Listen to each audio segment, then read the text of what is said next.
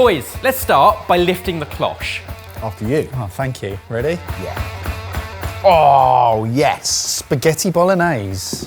And what would you say you're looking for in a classic spaghetti bolognese? Rich, silky sauce, because it's got to coat the pasta. Yeah.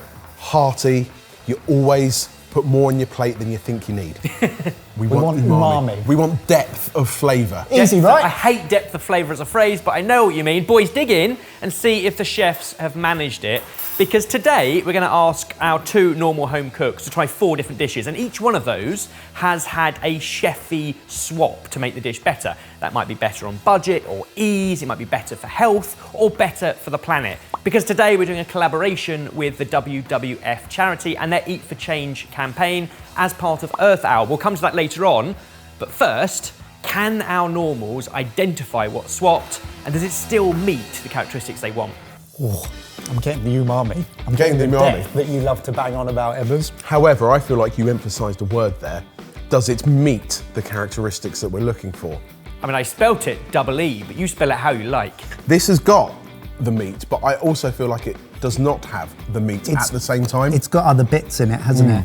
It's really tasty. Really good. This has everything in it that I want from a bolognese or a ragu. So the big swap here is we've drastically reduced the amount of minced beef in the dish, and we've added in plenty of lentils. Yes, that's what they are. The thing about lentils is they actually have a very similar texture Yeah, exactly. and appearance to the minced beef. So when they're mixed in together with the minced beef, it's difficult to tell that much of a difference. Now bear in mind, process-wise, very similar. We start with onion and garlic in olive oil, we sweat that down. Tomato paste, the beef mince, and the lentils all cooked down, and you get this wonderful, rich flavour because you're cooking out the tomato paste and because you have the earthiness, but also the beefiness of the mince. You get like a double hit. So I'm deliberately passing you a couple of examples of lentils: tinned lentils, pre-packaged, pre-cooked lentils, or dried lentils, albeit these ones are red, so you maybe would use those in something like a dal. But the point is, lentils have a really long shelf life, and generally, whether they're dried, tinned, or packaged like that, they don't waste, like high-risk meats would. How were the lentils incorporated into the dish? Did you make we're going to call it a ragu, at the wrath of the community, did you just chuck them into the sauce and stir them? Because that's always the thing that puts me off about certain lentils, is having to soak them before then you actually cook with them. This bang straight in.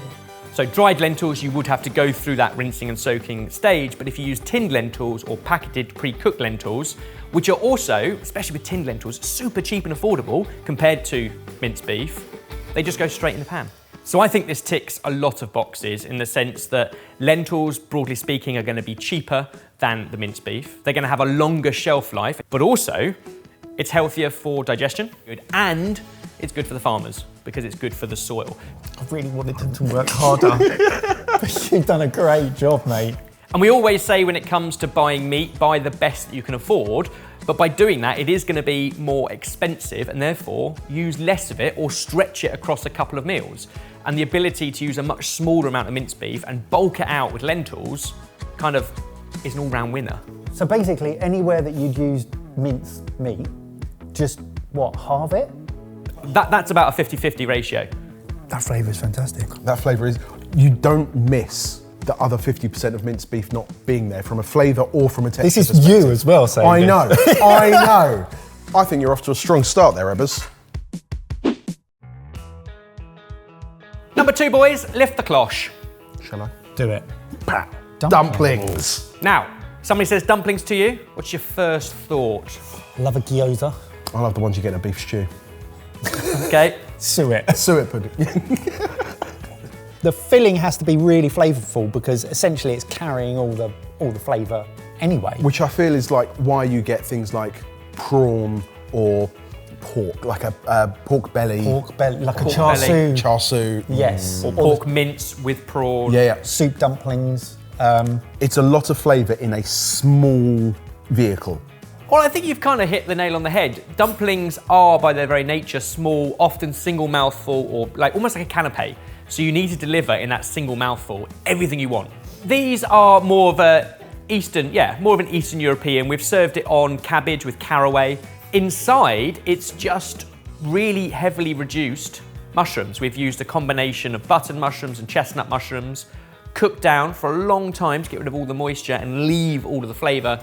And it's also got some garlic and some base flavours of like shallot and a little bit of white wine reduced down into it. I couldn't even tell you that was mushroom. Honestly, I can. I think that's got a really strong mushroom flavour. It's so packed full of flavour. Yeah. But I wouldn't look at these thinking they've got to have meat in.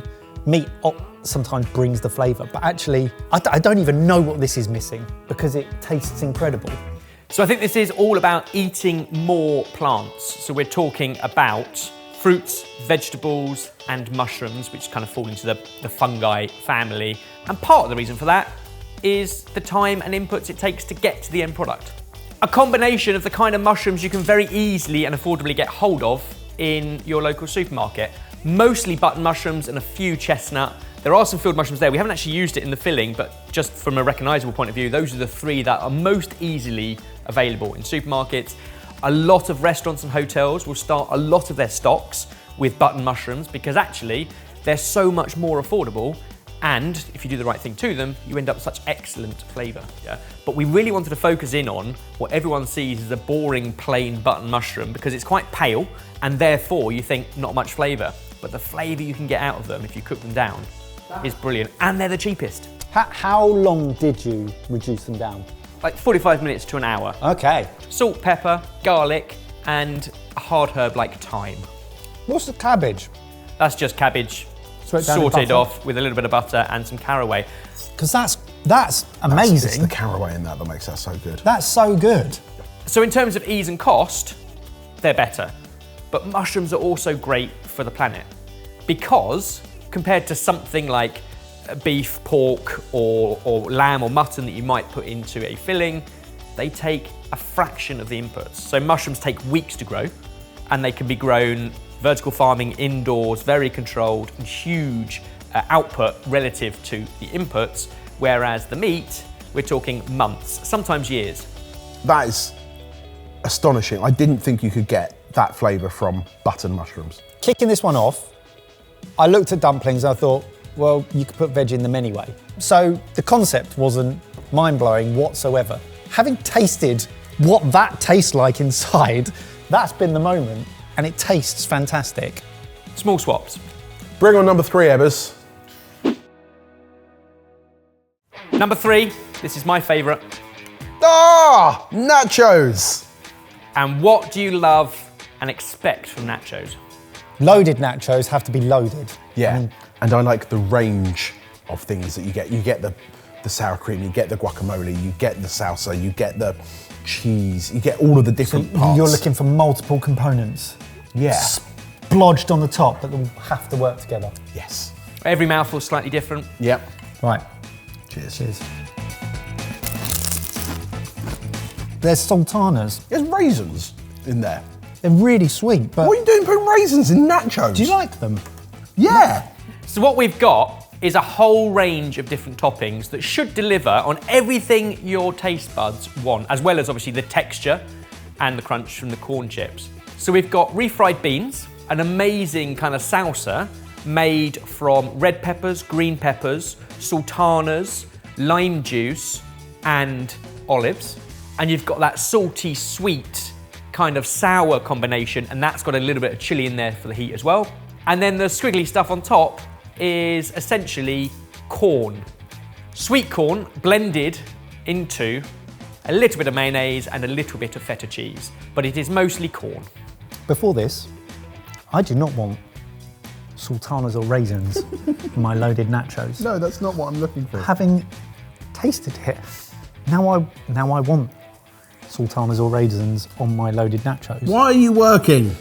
We've kind of deliberately not put the obvious on there. So there isn't guacamole, there isn't a tomato salsa. We've done a completely different type of salsa. We've avoided the sour cream, although there is a little bit of feta cheese and dairy fat in the sweet corn topping. Just have a dip of that, because that with a corn chip, corn on corn. That's fantastic.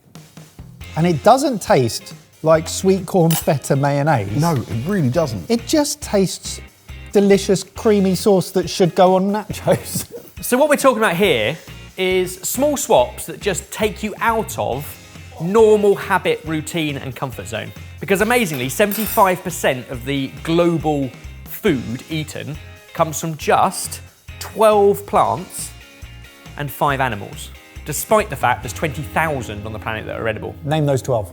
I could certainly name the top 5. Name the top 6. Rice, corn, wheat, barley, potato, Okay. yam, cassava, not yam, but that family, Okay. would be the most consumed the world over. Well done, Ebbers. You did 6. And also, I learned something because cassava is not one that I would consider in there. I wouldn't have thought that's that'd be in the because top I 6. live in England. The global south, Thanks. it's Yeah. a huge part of their Yeah, diet. yeah. Animals going to be easier to guess. Chicken, cow, pig, Sheep and goat. sheep and goat. But the point here is, if we eat a more diverse range of ingredients, then it's going to be better for our health and for our gut, but also better for the soils, because growing a variety of stuff in soils helps with crop rotation and feeding the earth instead of the same few in sort of monocrop rotations. This is a really exciting plate of nachos. Great, isn't it? I never would have predicted. Like, if you told me we were putting sultanas and olives together and putting them on nachos, I don't think I would have necessarily have looked forward to it. It really works. The only thing this doesn't do, from a perspective of nachos, is the melty cheese pull Yep. element to it. Ah, of course, yeah. The only cheese you've got is in the feta. So there's a little bit of feta in the corn dip, which you are absolutely demolishing. But it is raining back on those, and it's not to say we should eliminate them from our diets at all. It's just thinking outside the box, how can we diversify, essentially eat the rainbow? How many different colours of vegetables and fruit and mushrooms can we get into our diet, particularly legumes? So beans and lentils, because they're nitrogen fixers, the soil loves them. My point being, if you're going to do a sharing platter to feed friends, you want plenty of it, and all those ingredients are incredibly affordable. Most of them comes in tins and jars, which means they have a long shelf life, which means there's very little food waste, because fresh food is the bit that often leads to food waste.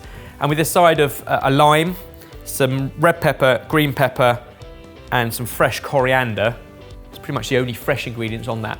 I'm not eating this feeling disappointed. I'm actually eating it feeling like, wow, this is different and great as a result.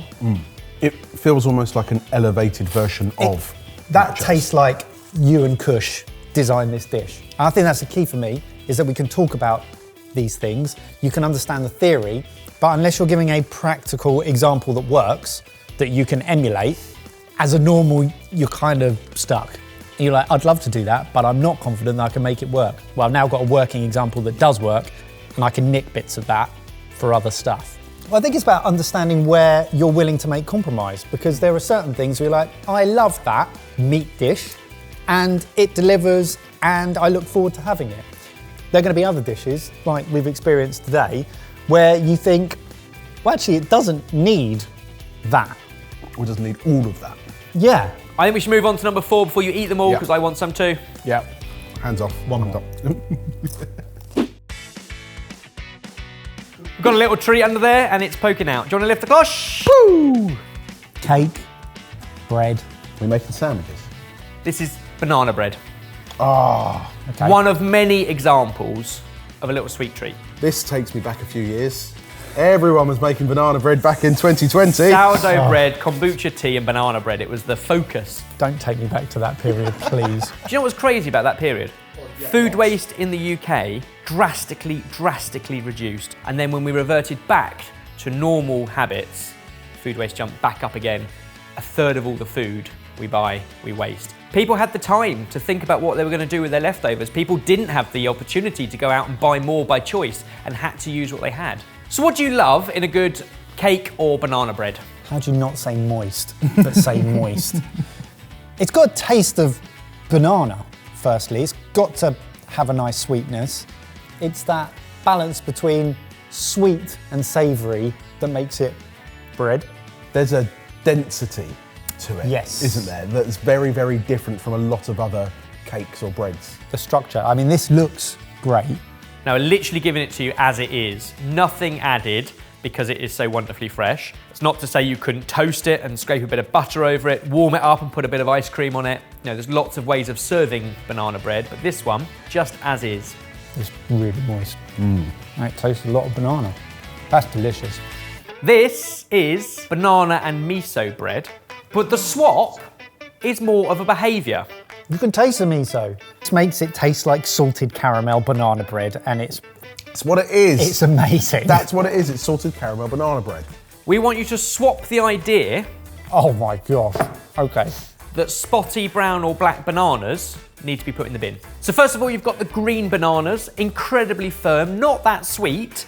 Kind of good if you want to be cooking them, for example, caramelized banana to put into pancakes or on dessert, and you want the firmness of the banana, and then you're adding in a caramel around it. Your next 2 stages of banana are perfect for eating, and it will be a preference thing, whether you like them a bit more firm or a bit softer. The softer they go, the sweeter they go. The one just before the end, the brown bananas, not to everyone's taste, they do go a little softer and mushier, but much sweeter. They are absolutely perfect for cooking with. It could be banana bread, it could be putting into pancake batters, it could be for putting into smoothies and drinking in kind of easy to grab and go drinks. And then you've got the absolute extreme. That's a banana if you've put it into the freezer or the fridge to try and preserve it, because you might not want to be making banana bread just because you happen to have 1 or 2 bananas that are brown. That might not fit into your routine. But stop throwing them away and swap that idea for saving them. Really sweet. It's so mushy. Texturally, not great.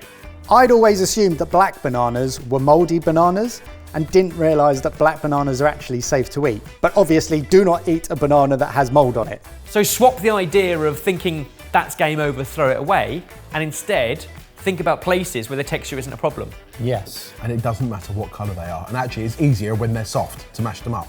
Banana ketchup. We Yes. spoke about it a while Yes. ago. With lots of added spice and sourness, so vinegars, cook it down, and banana ketchup is hugely popular in other parts of the world and is now becoming more so here because it's making use of bananas that we're trained to think have had their best. Crazy statistic, we waste 920,000 bananas every single day in the UK. That's nearly 1 million a day that get thrown away. How is that possible? That's insane. Yes, that's Is that like including industry as well in terms No, of that's like... just in the home. That's Oh my just in the home. gosh. So the crazy thing, I mean, that means it's about 1 in every 70 people throw a banana away every single day. Broadly speaking, I think if you'd have given me the types of things that we were going to discuss today on a piece of paper, I'd have looked at them and gone, yeah, they seem pretty obvious. But having tasted each one in practice and in an achievable, simple way that I can approach, that's been actually the transformational point of this. It's not until you taste the quality and understand the ease that you realise you are literally not compromising on anything when it comes to flavour. And also, the changes that you can make are tiny. They can be small.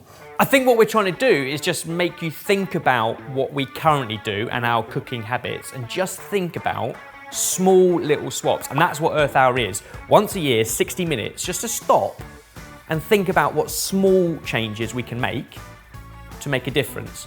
In this instance, they're helping us with budget and ease as well, but ultimately for health and for the planet. And obviously a big thank you to WWF for providing all the science, but also just And the pandas. inviting us to explore the entire topic. If you want to know more about the initiative, so that's Earth Hour and the Eat for Change campaign, all the details are in the links down below. And you guys, we want to hear, what are you going to do? What are you going to swap in your diet for Earth Hour this year? Let us know. Power in numbers. Yeah. Eat a black banana. That's a good swap.